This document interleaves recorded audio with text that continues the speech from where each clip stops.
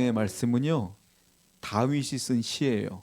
다윗이 이 시를 썼는데, 다윗은 이스라엘 사람들에게는 너무너무 존경하는 왕이죠. 다윗이 이스라엘이라는 나라를 몇 년을 다스렸냐면 40년을 통치했어요.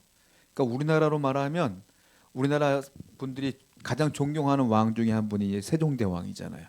그러니까 이스라엘 사람들이 마치 우리나라 백성들이 세종대왕을 보는 것처럼 그렇게 위대한 왕으로서 칭송했다는 겁니다. 그런데 다윗의 인생을 우리는 성경을 통해서 알고 있잖아요. 다윗이 그렇게 존경을 받을 때 늘상 행복했느냐? 어릴 때부터 미혼 청년 때부터 돌아가시는 날까지 인생을 살펴보면 그렇게 평탄한 인생은 아니었다라는 겁니다. 오늘 본문도 그렇게 써 있는데 그가 본인의 인생을 이렇게 정의를 해요. 2절 말씀인데 한번 보세요. 2절입니다. 시작. 내가 2절이요. 2절 말씀 없나요? 그럼 성경을 보시죠, 여러분. 성경 시편 40편이니까. 신경 40편 2절 시작. 나를 기가 막힐 웅덩이와 수렁에서 끌어올리시고 내 발을 반석 위에 두사 내 걸음을 뭐라고 했어요? 나를 기가 막힐 웅덩이와 수렁에서 끌어주세요 이 말이에요. 그러니까 한마디로 다윗이 본인의 인생을 어떻게 보냐면 내 인생은 기가 막힌 웅덩이에요. 내 인생은 수렁이에요 이 말이에요. 다윗이 자기 인생을 돌아볼 때 나는 수렁과 같다, 웅덩이와 같은 인생에서 살고 있었고 나 혼자 이 웅덩이와 수렁에서 벗어날 수가 없었다라는 거예요. 예를 들자면 그런 거죠. 다윗이 결혼하기 전에, 왕 되기 전에 아주 대표적인 사건이 하나 있잖아요. 골리앗과의 전쟁 아실 거예요. 여러분 골리앗 앞에 설 때에 편안했겠습니까? 아주 평온한 마음으로 싸웠겠어요? 성경 말씀 보면 용기 있게 나가겠지만 그 용기를 내기까지 얼마나 두려웠겠어. 다윗도 내 앞에 2m 한 80대는 그 장군이 완전군장하고 서 있는데 거기 싸우기가 쉽겠냐고요. 그런 인생을 살았고 거기서 까딱하면 죽는 건데 살았어요. 그런 인생을 살았단 말이에요. 자, 그러면 이스라엘에게 놀라운 승리를 안겨줬을 거 아닙니까? 그러면 행복해야죠.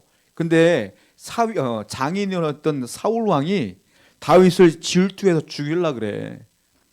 왕이 나를 죽이려고 해요. 생각해 보세요. 오늘날 대통령의 권한보다 왕의 권한이 훨씬 더 강한 거예요. 왕은 절대 군주니까. 근데 오늘날 조금 덜한 권리가 덜한 대통령 한 분이 여러분들 너무 미워해. 그래서 여러분들 죽이려고 마음만 먹으면 여러분 어떡하겠어요 인생이. 갑자기 우리 앞에 경찰 특공대가 오고 군대가 오고 그러면 어떻게 살아요? 왕이 10년 동안 쫓아다녀 죽이려고 다윗은 도망다니는 거예요. 그러니까 인생이 고달퍼 다윗이. 그런데 그 가운데도 하나님이 수렁에서 건져주시는 간증들이 너무 많은 거예요. 그것도 끝났습니까? 아니죠. 왕이 됐어요. 왕이 됐는데 이젠 평안할 줄 알았는데 아니 성 위에 올라가다 보니까 이쁜 여자가 있네. 그 여자를 취했어. 이름이 밧세바야. 알고 보니까 내 부하의 와이프였던 거예요. 그래서 어떻게 해요? 이걸 어떻게 할까 하다가 아예 안 되겠다. 죄를 짓죠. 우리아를 전쟁터에 보내버려요. 그리고 자기 부하를 죽이는 거예요. 왜냐하면 자기가 이 밧세바가 임신을 했기 때문에 감추려고 하다가 졸지에 자기 부하를 죽이는 죄를 져요. 그리고 밧세바가 아이를 낳는데 놀라운 건 그 아이가 죽어요. 죽었어. 여러분 내 아이가 죽는 걸 보세요. 그게 잘못된 결혼을 난 아이를 할지라도 내 아이가 어린애가 죽으면 그 부모가 어떻게 해서 그 마음이 그 고통 속에 산 사람이 다윗이에요? 또 그것이 끝났습니까? 이제 괜찮겠지 하고 나이를 먹었어. 할아버지가 있고 노년이 되었어요. 노년이 되었는데 자기가 낳은 아들들이 있을 거 아니에요. 그중에 암논이라고 하는 아들이 배다른 여동생 다말을 겁탈해요. 배다른 동생을. 그랬더니 다말과 한 배에서 난 또 형제가 있어. 그 사람이 누구예요? 압살롬이야. 압살롬이 나중에 암논을 죽여버려. 형을 죽이는 거야. 배다른 형을. 그리고 압살롬이 거기서 끝나는 게 아니라 어떻게 해요? 내 아버지 왕위에서 내보내고 내가 왕이 되겠다고 아버지를 또 죽이려고 쫓아다니네. 그래서 다윗은 생각해보면 어릴 때부터 죽는 날까지 도망자였어. 심지어 자식까지도 자기를 죽이려고 했으니. 우리가 볼 때는 성군이요 대단한 왕이었구나, 훌륭했구나, 아주 잘 살았나 보다 하지만 실질적으로 다윗은 본인의 인생을 어떻게 하냐. 나는 수렁에 빠진 자였고 나는 웅덩이에 빠진 자였고 그때마다 하나님이 건져주지 않으면 살 수 없는 존재였어라고 고백하는 거예요. 자 보세요. 1절 말씀을 한번 다시 한번 보겠습니다. 시작. 내가 여호와를 그런 다윗이 하나님께 기도하는 거예요. 하나님, 나 또 어렵네요 하고 기도하는 거예요. 나 또 힘들어 죽겠습니다 라고 기도하는 거예요. 그랬더니 뭐라고 말합니까? 그동안 옛날부터 내가 이 지금까지 살아오면서 이런 수렁도 있고 고통도 있었는데 하나님이 나를 건지시는 방법은 늘 한결같았어요, 이 말이에요. 그러니까 뭡니까? 그래서 나는 오늘도 여호와를 기다렸더니 내 부르짖음에 당신이 또 들어주실 것을 믿고 기다렸더니 들어주셨습니다, 이거 말이에요. 그러니까 또 뭐예요? 또 기다리겠다 이거예요. 또 힘들지만 또 기다리겠다. 예전에 힘들었지만 구원하신 것처럼 또 기다리겠습니다 라고 말하는 거예요. 대부분의 사람들이 어려움을 당하고 기가 막힐 웅덩이에 빠진 사람들이 자기의 그 문제를 해결하기 위해서는 세 가지 방법을 취합니다. 첫 번째는 어떻게 취하냐면 내 힘과 능력을 최선을 다해서 빠져나가 보려고 해요. 머리를 쓰기 시작해. 내가 문제가 생기면, 만약에 돈 문제가 생긴다 그러면 이 돈을 어떻게 메꿀까, 저렇게 메꿀까, 저렇게 메꿀까, 이렇게 뺄까, 저렇게 뺄까 할 수밖에 없잖아요. 그렇게. 그리고 어떤 사업장에 문제가 생기면 내가 저 사람을 만나야 되나, 이 사람을 만나야 되나, 내가 어떻게 뭘 줄여야 되지, 막 이런 고민을 한단 말이에요. 대부분의 문제를 만나면 첫 번째, 자신의 힘으로 어떻게든 문제를 해결해 보려고 합니다. 그런데 그 문제가 해결되면 감사하겠지만 해결이 안 된단 말이에요. 그러면 어떻게 합니까? 절망하고 좌절하고 포기해 버린다라는 거예요. 그 두 번째 방법으로 해야 되잖아요.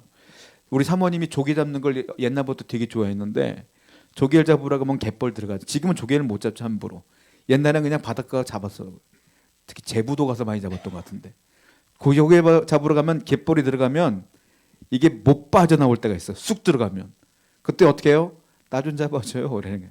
내가 사모님을 잡아두든지 사모님이 나를 잡아두든지 해야지 빠져나와. 내 힘으로 못 나오면 누가 잡아 당겨줘야 돼.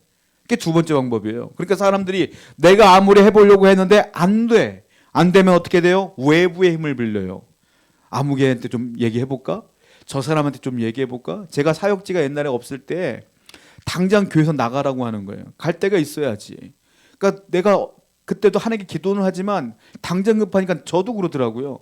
아는 후배, 서울에 나왔던 후배 목사님 전화하고 니네 자리 없냐? 묻게 되더라고. 다 그런 거예요. 사람들은 내 문제가 어려워지면 내 힘으로 안 돼. 안 되면 외부의 힘을 빌리는 거예요. 근데 외부의 힘으로도 안 돼. 안 돼요. 자, 12절 말씀 볼까요? 본문 12절 시작. 수많은 재앙이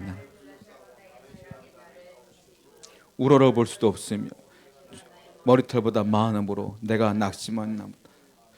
외부의 힘을 빌려도 안 돼요. 왜? 다윗의 이 문제는 사람이 해결할 수 있는 문제가 아니에요. 왕이 날 주려고 하는데 어떻게 왕보다 높은 사람이 있어요? 그러니까 외부의 힘으로도 안 되는 거예요. 그랬더니 다윗이 뭐라고 말하냐면 수많은 재앙이 나를 둘러쌌고 내 죄악이 나를 덮쳤습니다라고 다윗이 고백해요. 내 죄악이. 그래서 어떡합니까? 다윗이 그래서 나는 우러러 볼 수도 없습니다. 이렇게 말해요. 내가 죄를 지었기 때문에 우러러 볼 수도 없대. 누구를? 하나님을. 내가 죄를 져서 우러도 볼 수도 없어. 그래서 죄가 나의 머리털보다 많아서 내가 낙심했습니다. 이게 왜 그러냐면요. 다윗이 밧세바를 취하여 아들을 낳잖아요. 근데 아들이 죽었죠. 그 죄책임을 다윗이 본인이라고 생각하는 거예요. 내가 죄를 져서 내 아들이 죽었구나. 그래서 내가 죄의식이 가득한 거 다윗이. 그래서 하나님을 우러러 볼 수도 없어. 이거 가지고 어떻게 하나님 도와달라고 말할 수도 없는 거야. 그러니까 내 힘으로도 안 돼. 외부의 힘으로도 안 돼. 하나님께 도움을 구해보려고 했더니만 내 죄악이 나를 가리고 있어서 죄책감 때문에 하나님께 기도도 못 하겠는 거야. 창피하고 민망하고 죄송스러워서. 그러니까 이 다윗은 사면초가라. 뭐 어떻게 할 수도 없는 거예요. 되게. 그래서 우리는 알아야 될 게 뭐냐면 이런 수많은 고난들이 우리한테 오지 않습니까? 원인들은 대부분의 5가지 안에 들어가. 내가 왜 이 고난에 빠졌는가? 한번 생각해 보세요. 첫 번째, 다윗 같은 경우에 뭡니까? 죄로 말미암아 내가 웅덩이에 빠질 때가 있어요. 내가 죄를 지으면 하나님께서 정신 차리라고 나를 수렁에 던질 때가 있어요. 환란이 올 때가 있어요. 자, 야곱 같은 경우가 그래요. 야곱이 죄를 많이 져요. 욕심이 너무 많아. 하나님께 기도하기보다는 내 욕심을 막 쥐어해. 그러니까 그 어려움이 있어요. 도망자가 되고 20년 동안 집을 떠나게 되고 그런 일이 벌어졌어요.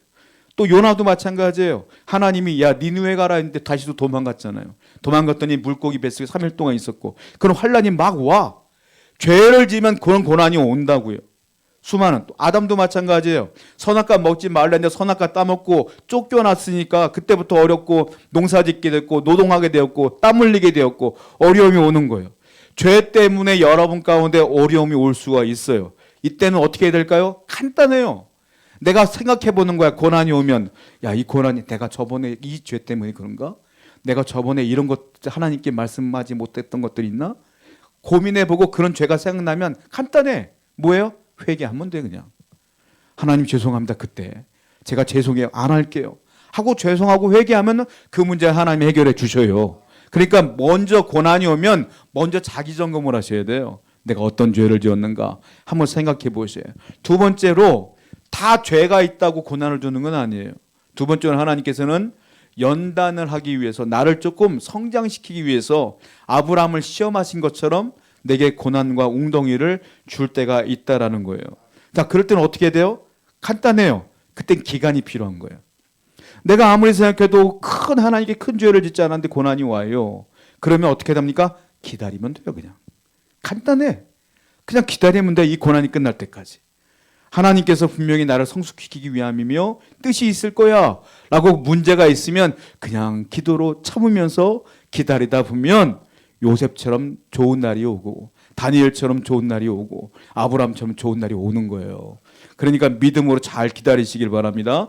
세 번째로는 하나님께서 우리에게 가끔 하나님의 영광을 위하여 고난을 줄 때가 있어요. 영광을 위해서. 예를 들자면 이런 거죠. 마리아와 마르다의 두 오빠가 있었어요. 누굽니까? 나사로. 마리아가 그렇게 하나님 사랑하고 마르다가 그렇게 예수님 사랑했는데 나사로가 그렇게 예수님 사랑하는데 나사로가 젊은 나이에 죽어버린 거예요. 그때 마르다와 마리아에게는 이해할 수 없는 고난이 온 거 아닙니까?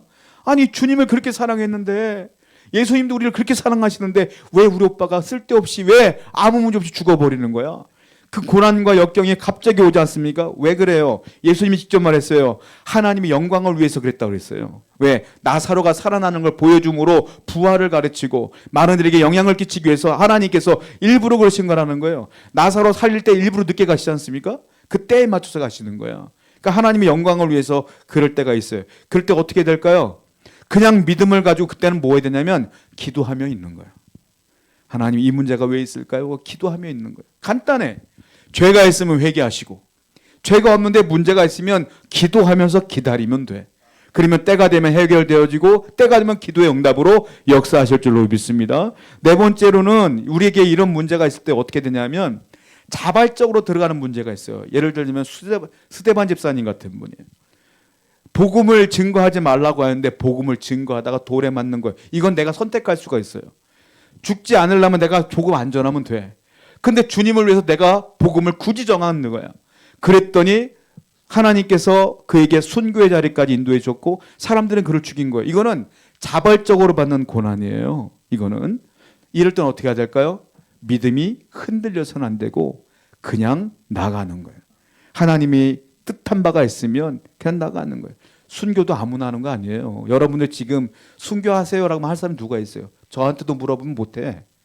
근데 순교는 누가 하는 거냐면 그 순간에 하나님이 원하시는 그 순간에 역사하시면 해. 베드로도 그렇고 스데반도 아마 처음에는 순교할 생각 없었을 거예요. 근데 하나님이 그 순간 역사하시니까 그냥 눈 딱 감고 직진하고 가는 거예요. 그게 하나님의 역사예요. 그때는 흔들리지 말고 가는 거예요. 직장 생활하던 주위에 누가 욕하든 말든 하나님이 역사하시면 그냥 쭉 가는 거예요.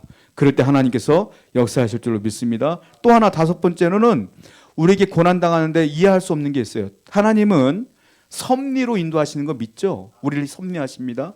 섭리는 두 가지가 있어요. 첫 번째 통상섭리가 있고 두 번째 비상섭리가 있어요. 비상섭리는 쉽게 말하면 기적이에요. 기적. 통상섭리는 하나님 만드는 자연의 법칙을 말해요. 대부분의 하나님은 어떻게 일하냐면 자연 법칙을 일하세요. 통상섭리로. 자, 이런 말이 있었어요. 누가복음 13장을 보게 되면 직접 읽어볼까요? 누가복음 13장 4절입니다. 시작. 또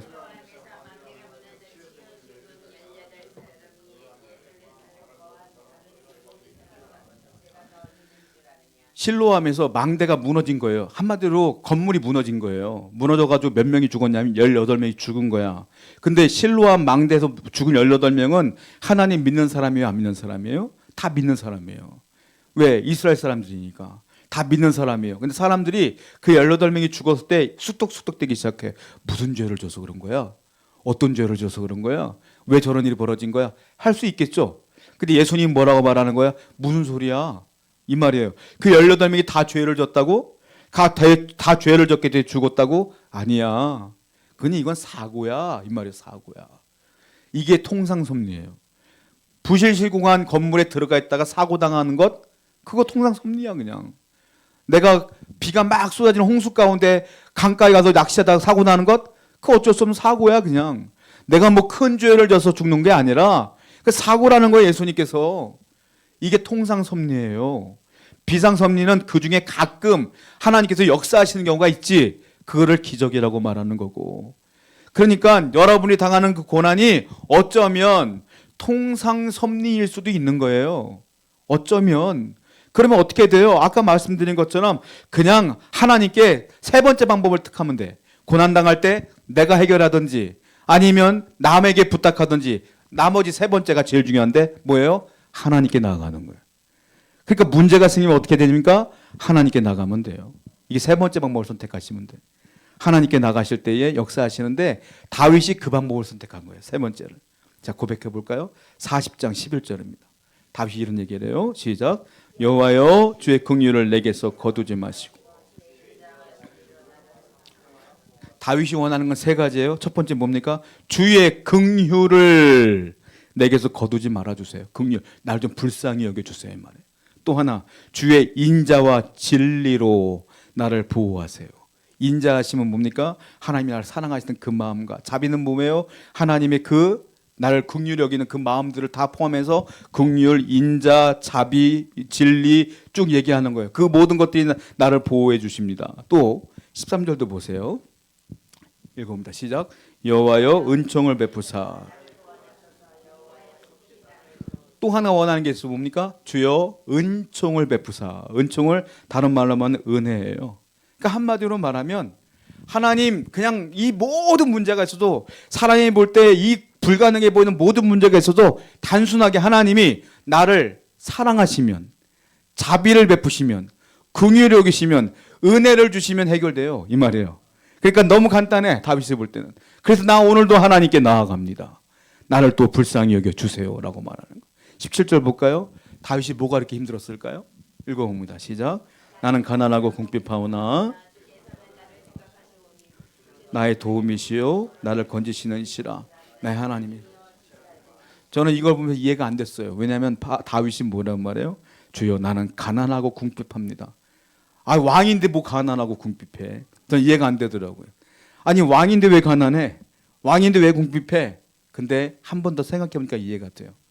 왕이었다가 아들 압살롬에게 다 뺏겼잖아요. 박탈당한 거잖아요. 야, 이럴 때는 이 마음이 엄청났겠구나. 원래 없던 사람들은 적응이 되지만 많이 가뒀던 사람이 싹 없어지면 이 박탈감이 엄청났겠구나. 그래서 가난하고 궁핍하다고 고백하나 보다 이 생각이 들더라고요. 나는 지금 다 뺏겼습니다. 가난합니다. 궁핍합니다. 원하는 건 하나예요. 주께서는 나를 생각하시오니 딱 하나. 저를 좀 생각해 주세요. 이 말이에요. 그러면 하나님께서 해결할 것을 믿는 거예요. 다윗은 어떤 액션도 취하지 않습니다. 나를 생각해 주세요. 긍휼히 여기세요. 라고 기도할 뿐이에요. 그리고 기다릴 뿐이에요. 다윗은 왕이 되기까지 13년 이상을 기다렸고요. 그러니까 기다림이 이 사람이 인이 백인 사람이에요. 또 노아는 방주를 120년을 졌어요. 120년을 기다린 거예요. 아브라함은 아들을 낳기까지 25년을 기다렸어. 25년을. 모세는 광야 생활 가운데 몇 년을 기다렸어요? 40년을 기다렸어. 리더로 세워지기까지. 하나님은 단시간에 역사하지 않아요. 왜? 하나님은 분명히 지금도 여러분이 역사할 수 있지만 지금 역사하지 않는 이유는 여러분들이 아직 안 변해서 그래. 변할 때까지 하나님은 기간을 주시는 거예요. 그 기간이 누구한테는 40년, 누구한테는 120년, 누구한테는 25년이 되는 거죠. 여러분 그러므로 잘 기다리세요. 믿음으로 잘 기다리다 보면 때가 되면 하나님이 역사하신다는 거예요. 2절 말씀도 보겠습니다. 다시 한번 읽어볼게요. 시작. 나를 기가 막힐 웅덩이와 수렁에서 반드시 반석 위에 두실 거고 끌어올려 주실 거예요. 여러분, 안개는요, 해가 뜨면 사라져요. 고난은요, 하나님이 내게 임하시면 없어져요. 그러므로 그 사실을 기억하시기 바랍니다. 기도하겠습니다.